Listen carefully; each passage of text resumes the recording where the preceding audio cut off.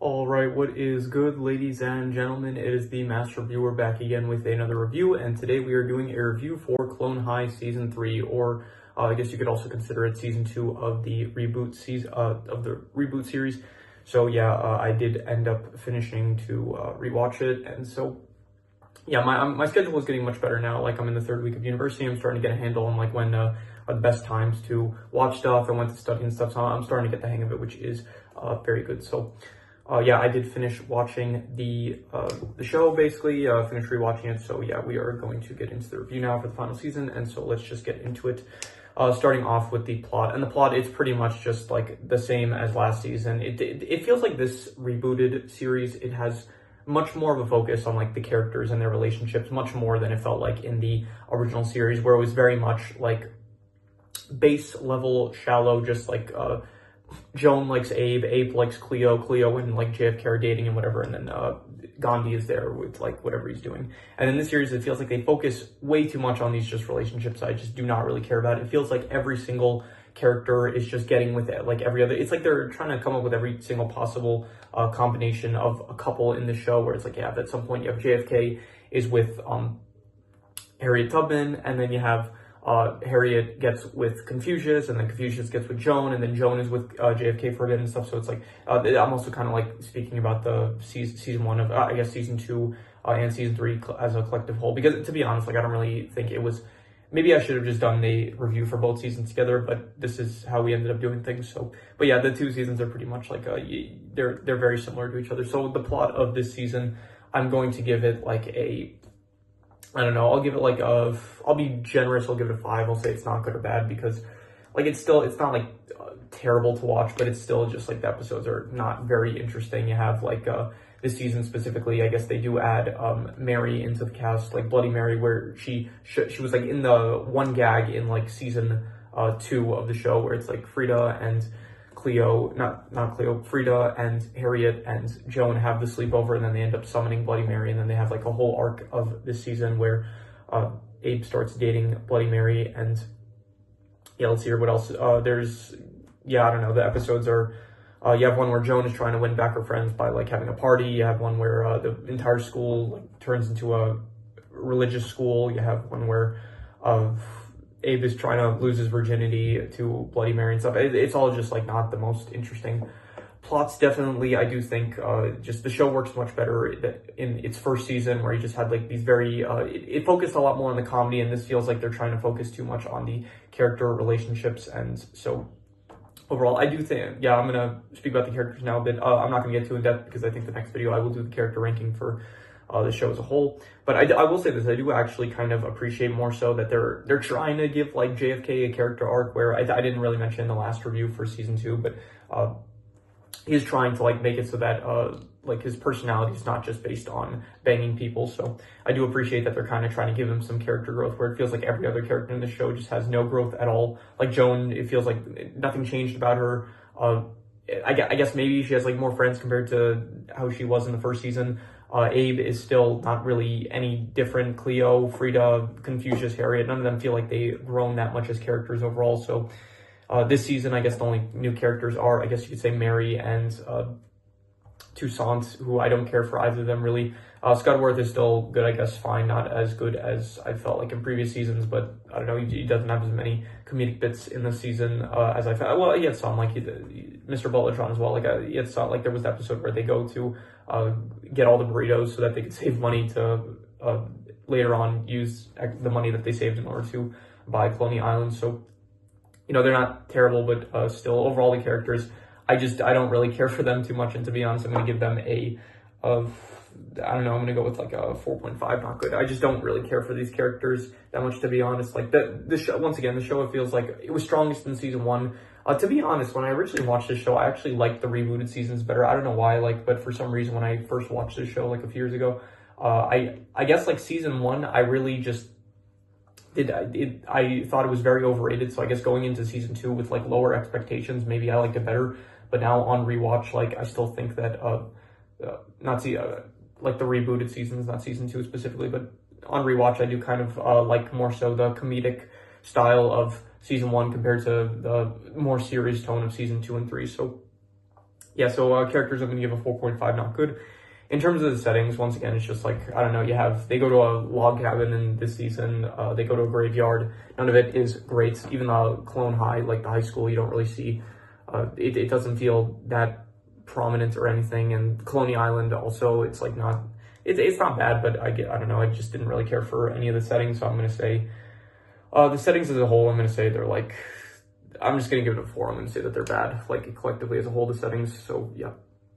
The art style, once again, I don't really like this art style. It doesn't look great. The character designs, I just don't really like it that much. It doesn't look that appealing. I think it works, once again, I mentioned this before, but I think it works for like Scudworth as well as, I don't know, Mr. Butlertron, kind of for JFK, but a lot of the other characters, I just don't really like this art style at all. So I'm going to give the art style, I'm going to give it a 4, like it's bad. Like, man, these scores might be slightly different from some of the other reviews, but it's like, I don't know, over time, my opinion goes down, I guess, of the art style. So, yeah. In terms of the comedy, once again, just this season, it does not feel as funny as the original, and it feels like it's kind of on the same level as season 2, but overall, it still just feels like the comedy is not great. I think there were maybe a few moments here that are fine. I think I'll be generous. I think I'll give it like a 5. I'll say the comedy it's not good.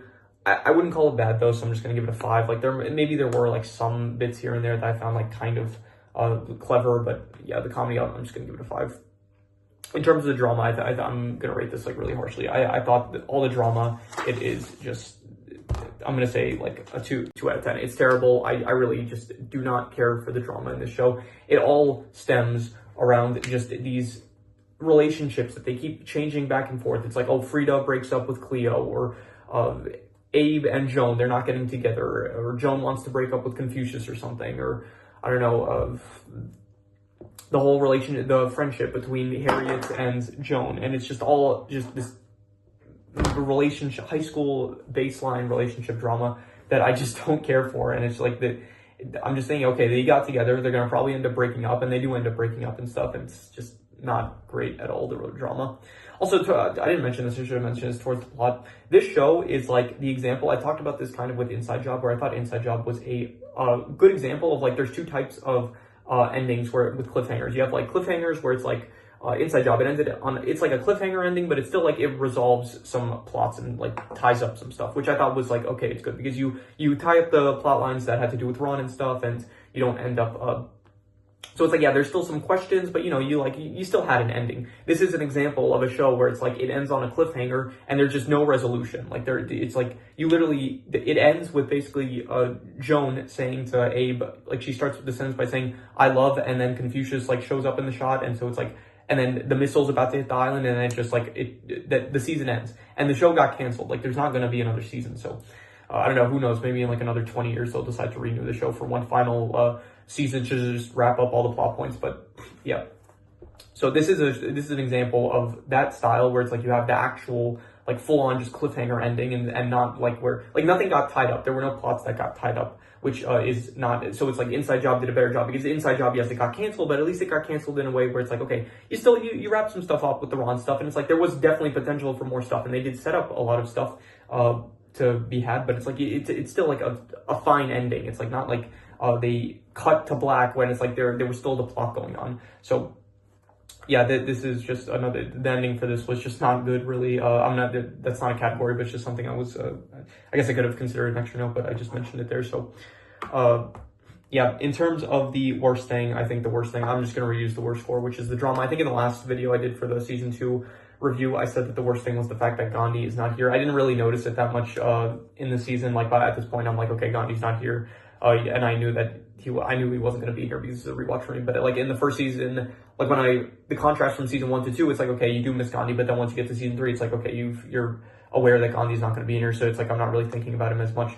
So that I didn't get like too upset that Gandhi wasn't in this, so I'm not going to rate that as the worst thing. The worst thing is just the drama. Like I just do not care for any of the drama between any of the characters. It's just extremely shallow, and it just doesn't work for me. So just characters fighting and then making up, and then like just pointless, just petty crap that just I don't care about. So in terms of the best thing, I don't really know what the best thing is, to be honest. I don't really have anything in mind. I guess I kind of liked some of the I did like, so there were some good jokes. Like, I think a lot of the JFK, I like JFK a lot this season, actually. Like, not a lot, but I did think that he was probably the best character in the season, like with that, where he actually has some growth going on, where he just doesn't want to be this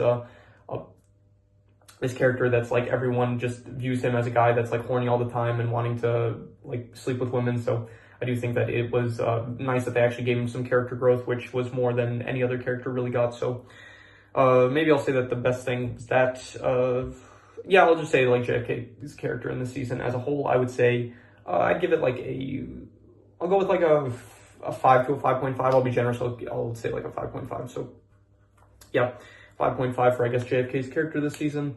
And yeah, that is all the categories. So I'm going to do the calculations. So King Crimson. All right, so it ends up coming out to exactly a 4 out of 10, which would be bad. And I think I would, maybe I would give it a bit higher. I think I would give it like,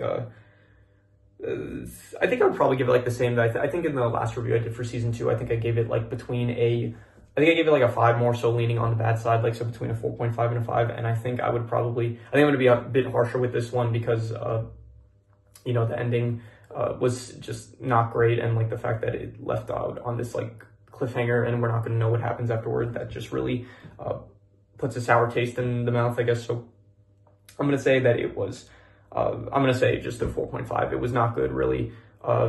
Maybe that is a bit harsh. You know what? I'll call it between a 4.5 to a 5. I'll say, I think that's the score I gave the last season. So I'm just going to say once again, it's like, it's not good or bad. It's more so leaning on the bad side, but there are like moments in it that like you can find enjoyable. I guess like some moments like that are, you know, like you don't hate, like overall, it's not even like, it's not terrible. It's just like very much, not great. So I'm just going to call it between a 4.5 to a 5. I'm going to say it is not good or bad, but it's more so leaning on the bad side.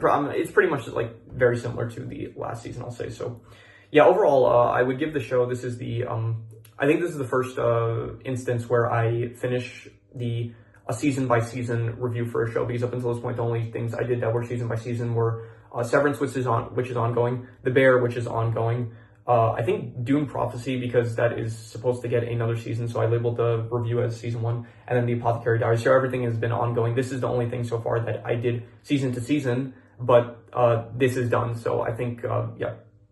So overall, I think I would give the show like I think the first season, it's like, honestly, I still think it's overrated. People consider it like one of the, like a very good show, like the original season. I still think that it is overrated, but I do definitely see it like in a more positive light in comparison to these newer seasons. So as a whole, I think I would give the show like between a 5.5 to a 6. I think it's between like decent to above average, mainly being carried by the original season.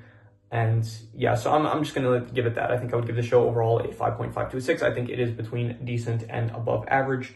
And yeah, I think that is where I will leave it off on. So yeah, I'll do the character ranking next video, and probably I'll record it right after I finish recording this one. So yeah, so I gave this, so yeah, this season 3 between a 4.5 to a 5. The show as a whole, I think I would give between like a 5.5 to a 6. So yeah.